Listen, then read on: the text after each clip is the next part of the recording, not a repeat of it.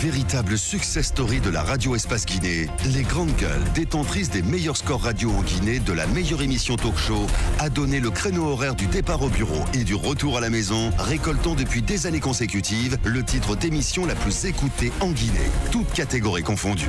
Un grand total de plus de 5 millions d'auditeurs ont été fidèles au talk show Les GG, diffusé jour après jour sur toutes les stations du réseau Adafo Média de 9h à 10h30, un exploit qui restera longtemps dans les annales de la bande FM en Guinée. Tous les matins, le show qui vous parle, qui parle de vous, évidemment, c'est sur Radio Espace, au Kaniazik et toutes nos radios partenaires à l'international. Mon cher Tamba, on va continuer le débat. Non, Moussa, s'il te plaît, voilà. Vous allez vous calmer les deux, s'il vous plaît. Voilà. Allez, je peux? Oui. Allez-y. D'accord. Bien. Cette fois, c'est bon. Hein? Oui. Alors, ce qui m'étonne, Lamine, avec le président de la République, c'est que depuis 8 ans, sur chacune des questions, la réponse est on est en train d'organiser. On est en train de faire. Regardez, fichier de la fonction publique. On est perpétuellement en train de le reviser. Cette autre fois, c'est ce qui va se passer. Abakar Diallo a posé la question justement sur la filière coton. La réponse était on est en train d'organiser. Finalement, 8 ans, on ne fait qu'organiser les choses. On ne fait que les organiser. On nous promet cette histoire de tracteur. Roby, dis-moi, quel est cet agriculteur qui peut vous dire qui peut en acheter un? Déjà, le prix, il est ce qu'il est. Comment est-ce que l'État s'organise, vu qu'il s'organise tout le temps? Comment est-ce qu'il s'organise pour permettre que les agriculteurs puissent y accéder? Moi, je dis, la question agricole, il faut sortir du discours.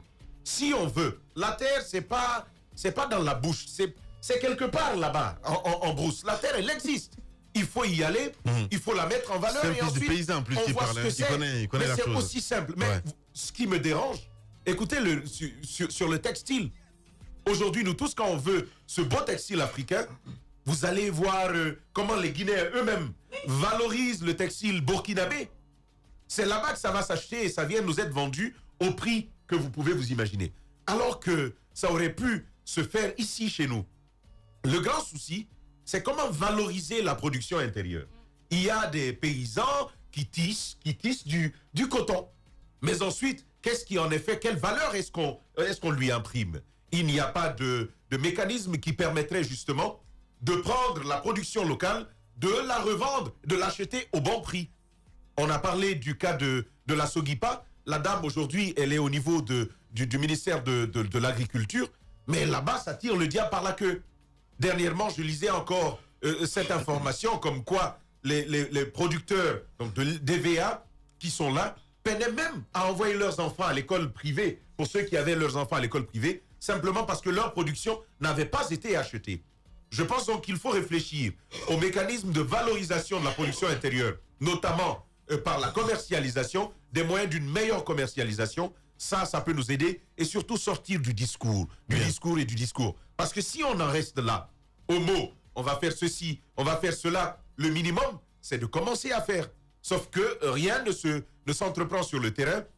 Les moindres efforts qui sont réalisés, Moussa Moïse le disait avec cette filière coton, c'est une grosse magouille qui va entourer tout ça et on ne prend jamais la mesure pour sanctionner qui que ce soit dans de pareilles forfaitures. Bien. Allez-y, Mafoudia. Et la démission, après, on fait quoi? Allez-y, Mafoudia. Je commence avec un exemple pour le cas du coton. J'étais la dernière fois au marché avec ces pagnes-là que les femmes utilisent, qui est fait en coton là. Je vais acheter, on me dit que c'est 50 000, mais je lui dis, mais attendez, c'est léger par rapport à ce que j'ai l'habitude d'acheter. Il me dit, ma soeur, c'est pas de notre faute, c'est parce qu'aujourd'hui, quand vous allez au village, vous ne trouvez que des vieux. Tous les jeunes sont arrivés, sont à Conakry, et c'est pas possible de faire de la bonne qualité. Il a dit, ma soeur, achetez ça comme ça. Et c'est cela la réalité. Cette filière aujourd'hui ne marche pas. Mais ça ne devrait pas être compliqué parce que, comme Tamba le dit, il faut juste mettre en place un mécanisme de bout en bout qui devrait sortir des familles de la pauvreté, des familles qui cultivent cela, des familles qui commercialisent, des familles qui le font, les tisserands et autres. Mais la question, justement, c'est pourquoi on n'y arrive pas? On est dans le discours. C'est comme si on savait qu'est-ce qu'il faut faire pour aider le Guinéen. Mais non, on ne le fait pas. On s'en tient au discours. Moi, je l'ai tout le temps dit. Le secteur de l'agriculture, ce n'est pas une priorité. Le chef de l'État, il le dit tout le temps, mais honnêtement, il faut le reconnaître, ce n'est pas une priorité. Parce que si c'était une priorité, le Guinéen mangerait aujourd'hui le riz qu'il produit en Guinée, parce qu'on a les terres qu'il faut, on a les ressources humaines. Mais après, comme on le dit, dans ce secteur, l'État doit pouvoir mettre en place un cadre propice pour que n'importe quel entrepreneur guinéen puisse s'investir. Parce qu'en même temps, il s'enrichit, en même temps, il permet aux Guinéens de manger guinéen. Mais si cette organisation n'est pas mise en place, qu'est-ce que vous voulez? On va continuer comme ça d'année en année. Ce secteur n'est pas une priorité. C'est pourquoi on fonce dans le mur, parce qu'on met l'accent sur des choses qui périssent. Après, ce qu'on pourrait produire, qui pourrait permettre aux Guinéens de mieux manger. La dernière fois, jusqu'à présent, Moïse Henry, quand j'ai parlé des mangues, mais c'est un gâchis. Quand on revient sur les pommes de terre, la dernière fois, Pita, vous avez vu ce reportage de Boy Diallo dans Biz, sur les pommes de terre à Pita.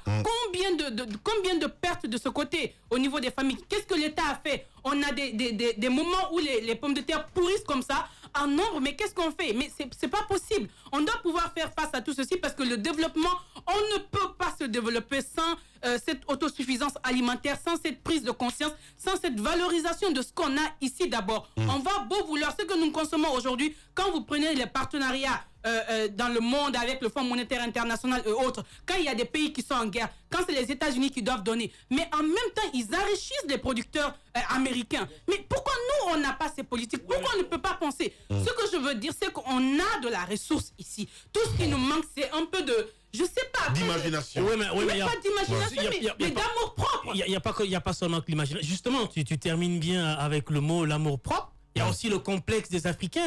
Vous savez, si vous dans les restaurants, vous prenez les restaurants ivoiriens ou les restaurants sénégalais, vous les comparez aux restaurants guinéens. En Côte d'Ivoire, quand vous allez dans un restaurant, même si... Non, mais attends, permets-moi, justement, je veux parler de ça.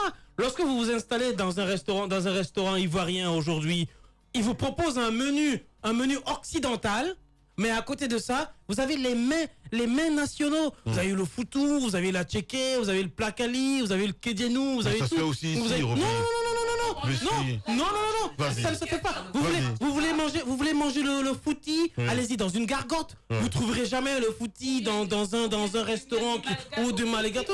Si vous